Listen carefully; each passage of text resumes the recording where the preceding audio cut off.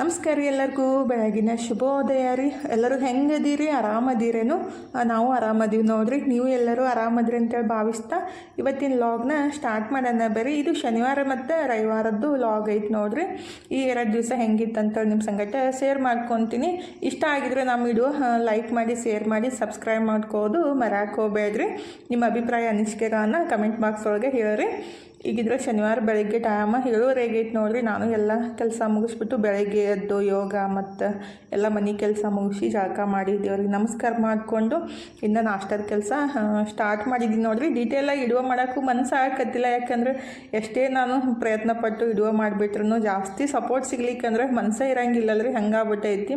ಏನೋ ಅಂತಾರಲ್ಲ, ಈ ಕಡೆ ಮಾಡೋಕ್ಕೂ ಮನಸ್ಸಿಲ್ಲ, ಬಿಡೋಕ್ಕೂ ಮನಸ್ಸಿಲ್ಲ, ಆ ರೀತಿ ಆಗ್ಬಿಟ್ಟೈತಿ. ಸುಮ್ಮನೆ ಸ್ವಲ್ಪ ಟೆನ್ಷನ್ ಆದಾಗ ಆ ರೀತಿ ಅನ್ನಿಸ್ತಾ ಇರ್ತೈತ್ರಿ. ಆದರೆ ಎಲ್ಲರಿಗೂ ಆಸೆ ಇರುತ್ತೆ, ಏನಾದರೂ ಮಾಡಬೇಕು, ಸಾಧನೆ ಮಾಡ್ಬೇಕಂತೇಳಿ ಅದನ್ನ ಪ್ರಯತ್ನ ಪಡ್ತಾನೆ ಇರ್ತೀವಿ. ಆದರೆ ಒಂದೊಂದು ಸಲ ಮನಸ್ಸಿಗೆ ಅದು ಎಷ್ಟೇ ಮಾಡಿಬಿಟ್ರೂ ಇಂಪ್ರೂವ್ಮೆಂಟ್ ಆಗ್ಲಿಕ್ಕಂದ್ರೆ ಬೇಸರ ಅಂತ ಅನ್ನಿಸ್ತಾ ಇರ್ತೈತ್ರಿ. ನೋಡೋಣ ದೇವ್ರು ಯಾವಾಗ ಕೈ ಹಿಡಿತಾನೋ ಪ್ರಯತ್ನ ಪಡ್ತಾನೆ ಇರೋದಷ್ಟೇ ರೀ. ಈಗಿದ್ರೆ ಶನಿವಾರ ಬೆಳಗ್ಗೆ ನಾಷ್ಟಾಕಿದ್ರೆ ಚಟ್ನಿ ಮತ್ತು ದೋಸೆ ಹಾಕಿ ಕೊಡ್ಬೇಕಂತೇಳಿ ಚಟ್ನಿ ರೆಡಿ ಮಾಡ್ಕೊಳಕ್ಕಂತೀನಿ ನೋಡ್ರಿ.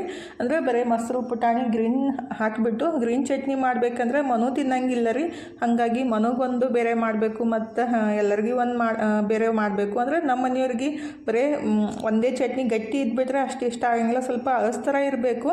ಮತ್ತು ಬಟಾಟಿ ಪಲ್ಯ ಮಾಡಬೇಕಂದ್ರೆ ಬಟಾಟಿನೂ ಖಾಲಿ ಆಗಿದ್ದು, ಮತ್ತು ಕೊಬ್ಬರಿ ಚಟ್ನಿ ಮಾಡಬೇಕಂದ್ರೆ ಕೊಬ್ಬರಿನೂ ಖಾಲಿ ಆಗಿದ್ದು ರೀ. ಹಾಗಾಗಿ ಅದಕ್ಕೆ ಉಳ್ಳಾಗಡ್ಡಿ ಚಟ್ನಿ ಮತ್ತು ಮೊಸರು ಮತ್ತು ಪುಟಾಣಿ ಹಾಕಿ ಚಟ್ನಿ 2 ಮಾಡ್ಬೇಕ್ರಿ.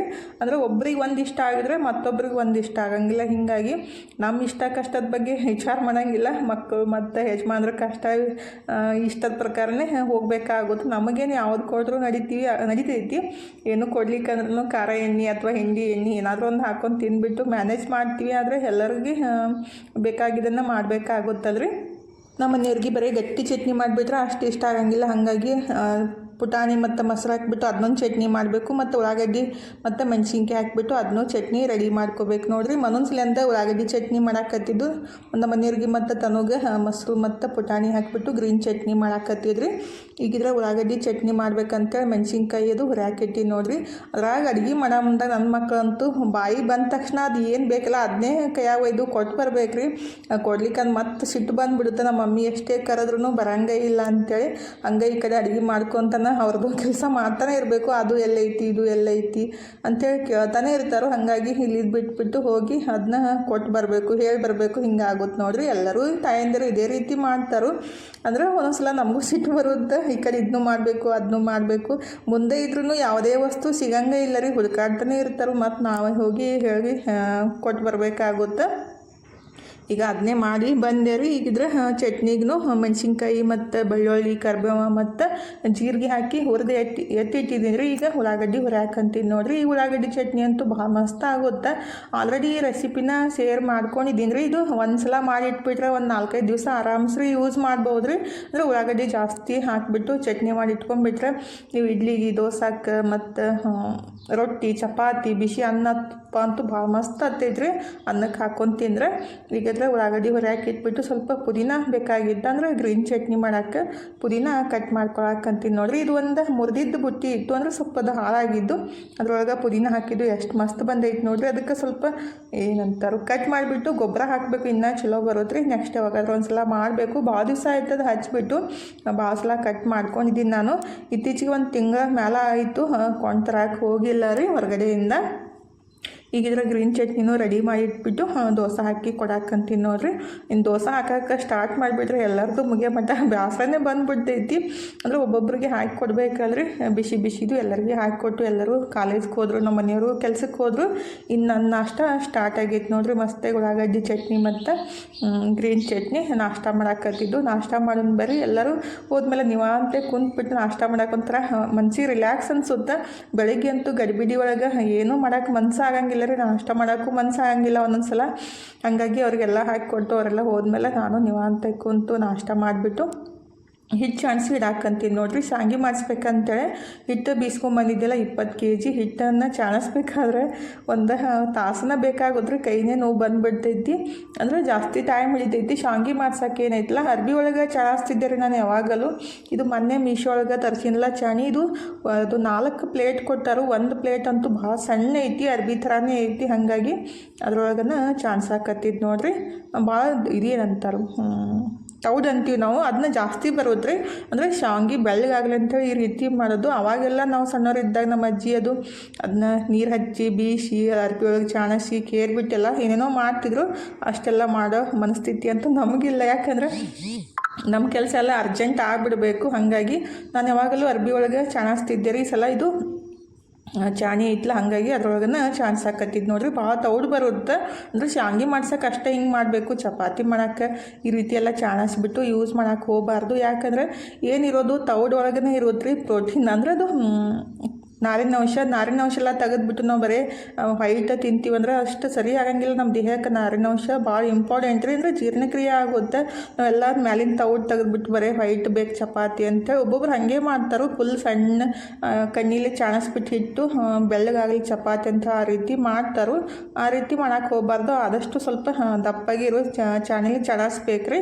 ನಾನು ಶಾಂಗಿ ಮಾಡ್ಸೋಕೆ ಅಷ್ಟೇ ಈ ರೀತಿ ಮಾಡೋದು. ಆಮೇಲೆ ನಮಗೇನು ಬೇಕಲ್ಲ ಚಪಾತಿ ಮಾಡೋಕ್ಕೆ ಸ್ವಲ್ಪ ದಪ್ಪ ಚಾಣಿ ಇರೋದನ್ನು ಚಾಣಿಸ್ಬಿಟ್ಟು ಇಟ್ಕೊತೀನಿ. ನನ್ನ ಟ್ರೈಪಾಡ್ ಅಂತೂ ಯಾವಾಗ ಮನ್ಕೊಂಡೇ ಬಿಡ್ತೈತಿ. ಒಂದೊಂದ್ಸಲ ಹಾಕಿಬಿಟ್ಟಾಗ ಹಿಂಗಾಯ್ತು ನೋಡಿರಿ. ಎಷ್ಟೋ ತನಕ ಇದು ವಿಡಿಯೋ ಮಾಡಿದ್ದೆ, ಎಲ್ಲ ಕೆಳಗಡೆನೇ ಬಂದುಬಿಟ್ಟಿತ್ತದು. ಟ್ರೈಪಾಡ್ ಹಾಳಾಗಿತ್ತಲ್ಲ, ತರ್ಸಕ್ಕೆ ಹಾಕಿದ್ದೀನಿ. ಯಾವಾಗ ಬರುತ್ತೋ ಗೊತ್ತಿಲ್ಲ ರೀ.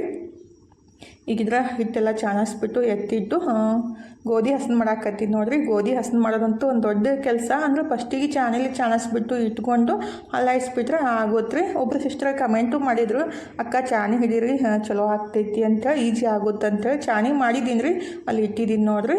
ಈಗಿದ್ರೆ ಗೋಧಿ ಹಸನು ಮಾಡ್ಕೊತ ಕುಂತಿದ್ದೆ. ಟೈಮ್ ಇದ್ರೆ 2 ಗಂಟೆ ಆಗಿತ್ತು. ನನ್ನ ಮಗಳು ಕಾಲೇಜಿಂದ ಬಂದುಬಿಟ್ಟು ನಿಂತಾವ ನೋಡಿರಿ.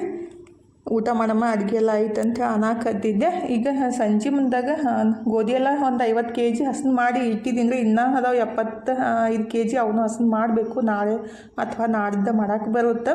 ಇವತ್ತಂತೂ ಸಾಕಾಗ್ಬಿಡ್ತು ಇಷ್ಟು ಹಸನು ಮಾಡೋಟ್ಟಿಗೆ. ಈಗಿದ್ರೆ ನನ್ನ ಮಗಳು 5-6 ಗಂಟೆ ಆಗಿತ್ತು.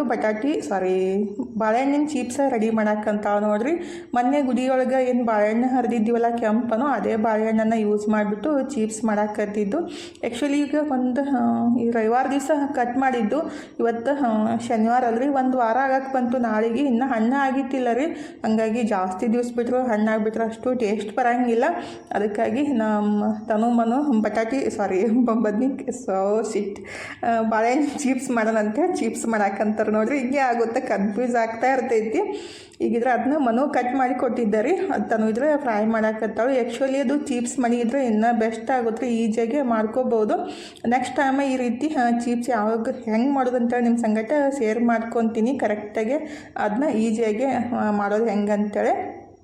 ಭಾಳ ಮಸ್ತ್ ಆಗ್ತಾವ್ರಿ. ಹೊರಗಡೆಯಿಂದ ತರಕ್ಕೆ ಹೋದ್ರೆ 1/4 kgಗೆ 70 ರೂಪಾಯಿ ಐತಿ. ಮನೆಯೊಳಗೆ 1 ಡಜನ್ ಬಾಳೆಹಣ್ಣು ತಂದು ಮಾಡಿಬಿಟ್ರೆ ನೀವು 1 kg ಅಷ್ಟು ಆಗ್ತಾವೆ ನೋಡಿರಿ. ಮತ್ತು ಚಲೋ ಎಣ್ಣೆ ಒಳಗೆ ಫ್ರೈ ಮಾಡ್ಕೊಂಡಿರ್ತೀವಿ.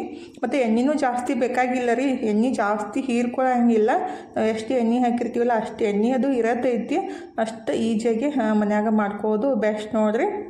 ನೆಕ್ಸ್ಟ್ ಟೈಮ್ ಮಾಡಿದಾಗ ಖಂಡಿತ ಈ ರೆಸಿಪಿನ ಶೇರ್ ಮಾಡ್ಕೊತೀನಿ. ಭಾಳ ಈಜಿಯಾಗಿ ಮಸ್ತಾಗಿ ಮನ್ಯಾಗ ಮಾಡ್ಕೋಬೋದು ನೋಡಿರಿ. ಒಂದು ಸಲ ಮಾಡಿಟ್ಬಿಟ್ಟು ನೀವು 1 ತಿಂಗಳ ತನಕ ತಿನ್ಬೋದು.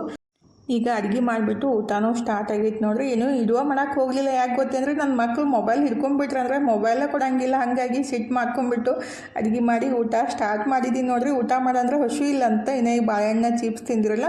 ಅದಕ್ಕಾಗಿ ನೀವು ಯಾವಾಗ ಊಟ ಮಾಡ್ತೀರಿ ಮಾಡಿರಿ. ನಾನಂತೂ ಊಟ ಮಾಡ್ತೀನಿ ಅಂತೇಳಿ ಮಾಡಾಕಂತೀನಿ ನೋಡಿರಿ. ಟೈಮ್ 7:30 ಆಗಿ ಹೋಗಿತ್ತು, 8 ಗಂಟೆ ಆಗಿ ಬಂದಿತ್ತು.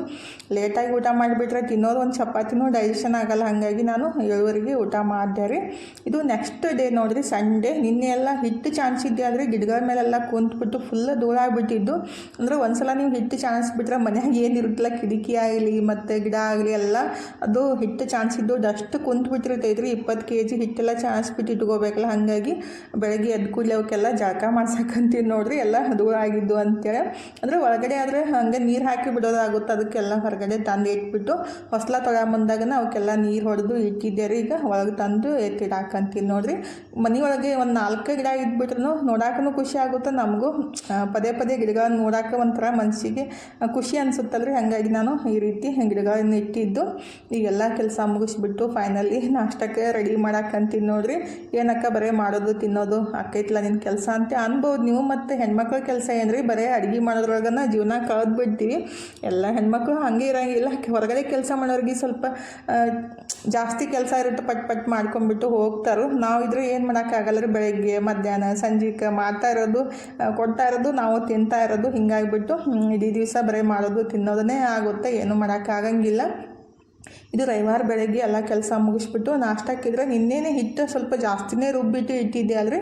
ಇವತ್ತು ಸೌತೆಕಾಯಿ ದೋಸೆ ಮಾಡಿ ಕೊಡಾಕಂತೀನಿ ನೋಡ್ರಿ. ಒಂದು ಅರ್ಧ kg ಅಷ್ಟು ಸೌತೆಕಾಯಿನ ಹೆರ್ಚ್ಬಿಟ್ಟು ಹಿಟ್ಟಿಗೆ ಹಾಕಿ ಮತ್ತು ಅದಕ್ಕೆ ಉಳ್ಳಾಗಡ್ಡಿ ಮತ್ತು ಮೆಣಸಿನ್ಕಾಯಿ ಪೇಸ್ಟ್ ಎಲ್ಲ ಕೊತ್ತಂಬರಿ ಎಲ್ಲ ರುಬ್ಬಿಟ್ಟು ಹಾಕಿದ್ದೆ. ಫೈನಲಿ ನಾಷ್ಟ ಮಾಡಿಬಿಟ್ಟು ಹೋಗಿ ಕಾಯಿಪಲ್ಯನೂ ತಂದೆ ನೋಡ್ರಿ. ಇದು ಅಂತೂ ದೊಡ್ಡ ಕೆಲಸ. ಈ ಬ್ಯಾಸ್ಗೆಗೆ ಕಾಯಿಪಲ್ಯ ತರೋದು ಫುಲ್ ಬಿಸಿಲಂತೂ ನಮ್ಮ ಬಿಜಾಪುರ ಒಳಗೆ ಸಿಕ್ಕಾಪಟ್ಟೆ ಐತ್ರಿ. ಹೊರಗಡೆ ಹೋಗ್ಬಿಟ್ರೆ ಏನೋ ಅಂತಾರಲ್ಲ, ನಾವು ಬೆಂಕಿ ಒಳಗೆ ಕುಂತೀವೇನಂತೆ ಆ ರೀತಿ ಅನಿಸ್ತಾ ಇರ್ತೈತಿ. ಬಂದ ಕೂಡಲೇ ನಮ್ಮ ಮನೆಯವರು ಜ್ಯೂಸ್ ಮಾಡಿ ಕೊಡೋ ಅಂತ ಅನ್ನಕತ್ತಿದ್ರೆ, ಹಾಗಾಗಿ ತನು ಇದ್ರೆ ಈಗ ಕರ್ಬೂಜ ಜ್ಯೂಸ್ ಮಾಡಿ ಕೊಡಾಕಂತ ನೋಡ್ರಿ.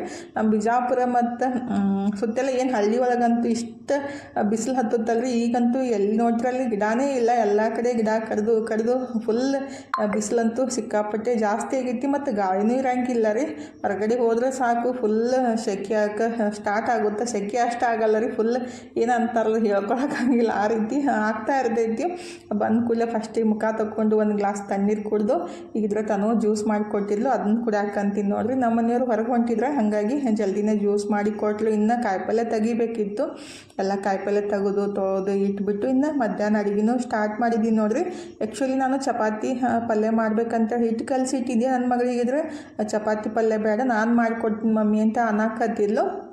ಹಾಗಾಗಿ ನಿನ್ನೆ ಮಾಡಿದ್ದು ಕಾಳು ಪಲ್ಯ ಇತ್ತ, ರಾತ್ರಿ ಮಾಡಿದ್ದು ಅದನ್ನ ಯೂಸ್ ಮಾಡ್ಕೊಂಡ್ಬಿಟ್ಟು ಕಟ್ಲೆಟ್ ರೆಡಿ ಮಾಡಿ ಕೊಡಾಕಂತೀನಿ ನೋಡ್ರಿ. ಅಂದರೆ ವೇಸ್ಟ್ ಆಗಬಾರ್ದಂತೇಳಿ ಈ ರೀತಿ ಮಾಡಾಕತ್ತಿದ್ದು. ಅದಕ್ಕೆ ಸ್ವಲ್ಪ ಕಡ್ಲಿ ಹಿಟ್ಟು ಉಳ್ಳಾಗಡ್ಡಿ ಎಲ್ಲ ಹಾಕಿಬಿಟ್ಟು ಈ ರೀತಿ ಮಾಡಿ ಎರಡು ಸೈಡ್ ಸ್ವಲ್ಪ ಎಣ್ಣೆ ಹಾಕಿ ಬೆನಿಸ್ಕೊಟ್ರಾಯ್ತು, ತಿನ್ನಾಕೆ ಬರುತ್ತಂತೇಳಿ. ಇದ್ರಿಂದ ನನ್ನ ಮಗಳು ಗೆಣಸಿನ್ಕಾಯಿ ಮತ್ತು ಬಟಾಟಿನ ಕುದಿಸಾಕಿಟ್ಟಾರೆ, ಅದ್ರದ್ದು ಭರ್ತಾ ಮಾಡಿ ಕೊಡ್ತಾಳಂತ. ಹಾಗಾಗಿ ಅದನ್ನೇ ರೆಡಿ ಮಾಡಿ ಕೊಟ್ಟಾಳ ನೋಡ್ರಿ. ಇವತ್ತು ತನ್ನೊಂದೇ ಅಡುಗೆ ಮಧ್ಯಾಹ್ನ ಅನ್ನ ಮಾಡಕ್ಕೆ ಇಟ್ಟಿದ್ದೆ. ಮಜ್ಜಿಗೆ ಮಾಡಿಬಿಟ್ಟು ಅನ್ನೊಳಗೆ ಮಜ್ಜಿಗೆ ಮತ್ತು ಬಟಾಟಿ ಬರ್ತಾರೆ, ಅದನ್ನ ಮಿಕ್ಸ್ ಮಾಡಿಕೊಂಡು ತಿನ್ನೋದು. ಅಂದರೆ ಇದೊಂದು ಸ್ಪೆಷಲ್ ಡಿಶ್ ರೀ. ಟೇಸ್ಟ್ ಹತ್ತುತ್ತೆ. ಒಂದು ಬಟ್ಲ ರೈಸ್ ತಿಂದ್ಬಿಟ್ರೆ ಹೊಟ್ಟೆ ಫುಲ್ ಅನಿಸುತ್ತೆ, ಮತ್ತು ಹೊಟ್ಟೆನೂ ಶಾಂತಿ ಇರುತ್ತೆ ರೀ, ಮತ್ತು ಟೇಸ್ಟ್ನೂ ಇರುತ್ತೆ, ಜಾಸ್ತಿ ಖಾರನೂ ಇರೋಂಗಿಲ್ಲ. ನೆಕ್ಸ್ಟ್ ಟೈಮ್ ಈ ರೆಸಿಪಿ ಬೇಕಂದ್ರೆ ಹೇಳಿ, ನಾನು ಶೇರ್ ಮಾಡ್ಕೊತೀನಿ. ನನಗಂತೂ ಜಾಸ್ತಿ ಇಷ್ಟ ಆಯ್ತು ನೋಡ್ರಿ. ನಾನು ಫಸ್ಟ್ ಟೈಮ್ ತಿಂದಿದ್ದು, ಮೊನ್ನೆ ಇದ್ರೆ ತನೂ ಮಾಡ್ಕೊಂಡು ತಿಂದಿದ್ಲು. ಅದನ್ನ ಇಷ್ಟ ಆಗ್ಬಿಟ್ಟಿಂದ ಮತ್ತೆ ಮಾಡಿಕೊಡ್ತೀನಿ ಮಮ್ಮಿ ಅಂತ ಅನ್ನಕತ್ತಿದ್ಲ. ಮನೂ ಹೊರಗೆ ಹೋಗಿದ್ದು, ನಮ್ಮ ಮನೆಯವರು ಕೆಲ್ಸಕ್ಕೆ ಹೋಗಿದ್ರು, ನಾನು ತನೂ ಇಬ್ಬರೇ ಇದ್ದೀವ. ಅದಕ್ಕಾಗಿ ಅದನ್ನೇ ತಿಂದು ಕುಂತೀವಿ. ಮತ್ತು ಸಂಜೆ ಮುಂದೆ 6:30ಗೆ ಅಡುಗೆ ಮಾಡಾಕಂತೀನಿ ನೋಡ್ರಿ. ಮನೂ ಬಂದಿದ್ದ, ಬಂದ ಕೂಡಲೇ ಹುಷಾಗೈತೆ ಮಮ್ಮಿ ಅಂತ, ಹಂಗಾಗಿ ಚಪಾತಿ ಮತ್ತು ಪಲ್ಯನ ರೆಡಿ ಮಾಡಿ ಅಡುಗೆ ಮಾಡಾಕಂತೀನಿ ನೋಡ್ರಿ. ಚೌಳಿಕಾಯಿ ಪಲ್ಯ ರೆಡಿ ಮಾಡಿಟ್ಟಿನಿ, ಇನ್ನು ಚಪಾತಿ ಅಷ್ಟು ಮಾಡಿ ಉಣ್ಣಾಕೆ ಕೊಡ್ಬೇಕು ನೋಡ್ರಿ. ಚಪಾತಿ ಅಂತೂ ಮೆತ್ತಗೆ ಮಸ್ತಾಗೆ ಆಗ್ತಾವ್ರಿ. ಅಂದ್ರೆ ನಾವು ಹೊರಗಡೆ ಹಿಟ್ಟು ತಂದುಬಿಟ್ರೆ ಇಷ್ಟು ಮೆತ್ತಗೆ ಆಗಂಗಿಲ್ಲ ರೀ, ಮತ್ತು ಜಿಗುಟು ಇರೋಂಗಿಲ್ಲ. ಮನೆಯೊಳಗಿಂದ ಚಪಾತಿ ಹಿಟ್ಟು ಮಸ್ತಾಗೆ ಮೆತ್ತಗೆ ಆಗ್ತಾವ್ರಿ. ಆ್ಯಕ್ಚುಲಿ ಇದು ಮಧ್ಯಾಹ್ನ ಕಲಿಸಿಟ್ಟಿದ್ದು ಫುಲ್ ಅಲಸಾಗ್ಬಿಟ್ಟಿತ್ತು ಹಿಟ್ಟು, ಹಂಗೆ ಮಾಡಿದೆ ರೀ. ಈಗಿರ ಅಡುಗೆ ಎಲ್ಲ ಮುಗಿಸ್ಬಿಟ್ಟು ಊಟನೂ ಸ್ಟಾರ್ಟ್ ಆಗೈತೆ ನೋಡ್ರಿ. ನಮ್ಮ ಮನೆಯವ್ರಿಗೆ ಸ್ವೀಟ್ ಅಂದರೆ ಸಿಕ್ಕಾಪಟ್ಟೆ ಇಷ್ಟ ಆಗುತ್ತೆ. ಡೈಲಿ ಒಂದು ಟೈಮ್ ಆದರೂ ಸ್ವೀಟ್ ಮಾಡಿಕೊಟ್ರೆ ಇಷ್ಟಪಟ್ಟು ತಿಂತಾರೆ. ಮಾಡೋಕ್ಕಂತೂ ಆಗಂಗಿಲ್ಲ ರೀ ಒಂದೊಂದು ಸಲ. ಆದರೆ ಇವತ್ತು ಬಾಳೆಹಣ್ಣಿನ ಸೀಕರ್ಣಿ ಮಾಡಿಬಿಟ್ಟು ಕೊಟ್ಟಿನಿ ನೋಡ್ರಿ. ಆ್ಯಕ್ಚುಲಿ ಅವರಿಗೆ ಏನಂತಾರೆ ಸಜ್ಜಕ ಚಕ್ಕೋಲಿ ಇಂಥವು ಡೈಲಿ ಸಂಜೆ ಮುಂದೆ ಮಾಡಿಕೊಟ್ರೆ ಇಷ್ಟ ಆಗುತ್ತೆ. ಆದರೆ ನಾವು ಜಾಸ್ತಿ ತಿನ್ನಬಾರ್ದು ಅಂಥೇಳಿ ಬಿಡೋದಾಗುತ್ತೆ. ಇದು ಬಾಳೆಹಣ್ಣಿನ ಸೀಕರ್ಣಿ ರೆಸಿಪಿ ಶೇರ್ ಮಾಡ್ಕೋಬೇಕಂದಿನಿ. ತನ್ನೊಂದ ಮೇಲೆ ಸಿಟ್ಟು ಮಾಡಿಕೊಂಡು ಹಾಗೆ ಮಾಡಿದೆ ನೋಡ್ರಿ. ಈಗಂತೂ ಮನೆಯೊಳಗೆ ಮಕ್ಕಳು ಇದ್ಬಿಟ್ರೆ ಮೊಬೈಲನ್ನೇ ಕೊಡಾಕವಲ್ಲ ಅಂತಾರೆ. ಹಾಗಾಗಿ ನಾವು ಎಷ್ಟೇ ಕರೆದು ಬಿಟ್ರೂ ಬರಂಗೇ ಇಲ್ಲ ರೀ. ಮೊಬೈಲ್ ತೊಗೊಂಡು ಇರೋದು ಒಂದು ಮೊಬೈಲ್ ಅಂದರೆ ನಂದು ಮೊಬೈಲ್ ಹಿಡ್ಕೊಂಡು ಕುಂತು ಬಿಡ್ತಾಳೆ. ಹಾಗಾಗಿ 3 ಮಂದಿ ಒಂದು ಮೊಬೈಲ್ ನೋಡ್ಕೊಂತ ವಿಡಿಯೋ ಮಾಡೋಕ್ಕನ ಆಗಂಗಿಲ್ಲ ರೀ. ಕರೆದ್ರೂ ಪಟ್ಟಂತೇಳಿ ಕೇಳಿಸ್ಕೋದೇ ಇಲ್ಲ. ಹಂಗಾಗಿ ಎಲ್ಲ ಅಡುಗೆ ಮುಗಿಸಿದ್ಮೇಲೆ ಅವಾಗ ಸ್ವಲ್ಪ ಮೊಬೈಲ್ ಕೊಟ್ಟ ಮೇಲೆ ವಿಡಿಯೋ ಮಾಡ್ಕೊಂಡಿದ್ದು ನೋಡ್ರಿ. ಹಿಂಗೆ ಆಗುತ್ತಾ, ಎಲ್ಲ ತಾಯಂದ್ರಿಗೆ ಗೊತ್ತಿರುತ್ತೆ ಮೊಬೈಲ್ಸ್ಲಿಂದ ಮಕ್ಕಳು ಯಾವ ರೀತಿ ಮಾಡ್ತಾರೆ ಅಂತೇಳಿ. ಇವತ್ತಿನ ವಿಡಿಯೋನು ಇಲ್ಲೇ ಮುಗಿಸೋಂದ್ರಿ. ಇವತ್ತಿನ ವಿಡಿಯೋ ಹೆಂಗೆ ಅನಿಸ್ತಂತ ಕಮೆಂಟ್ ಬಾಕ್ಸ್ ಒಳಗೆ ಹೇಳೋದು ಮರೆಯಾಕೆ ಹೋಗಬೇಡ್ರಿ. ವಿಡಿಯೋ ಇಷ್ಟ ಆಗಿದ್ರೆ ಲೈಕ್ ಮಾಡಿ, ಶೇರ್ ಮಾಡಿ, ಸಬ್ಸ್ಕ್ರೈಬ್ ಮಾಡ್ಕೊಂಡು ಸಪೋರ್ಟ್ ಮಾಡಿರಿ. ಇಷ್ಟು ತನಕ ವಿಡಿಯೋ ನೋಡಿದ್ದಕ್ಕೆ ತಮ್ಮೆಲ್ಲರಿಗೂ ತುಂಬ ಹೃದಯದ ತುಂಬ ಧನ್ಯವಾದಗಳು ರೀ. ಥ್ಯಾಂಕ್ ಯು ಫಾರ್ ವಾಚಿಂಗ್ ರೀ. ಬಾಯ್ ರೀ ಎಲ್ಲರಿಗೂ. ನಮಸ್ಕಾರ ರೀ. ಹೋಗಿ ಬರ್ತೀವಿ ರೀ. ಮತ್ತು ನೆಕ್ಸ್ಟ್ ವ್ಲಾಗ್ ಒಳಗೆ ಸಿಗ್ತೀವಿ ರೀ.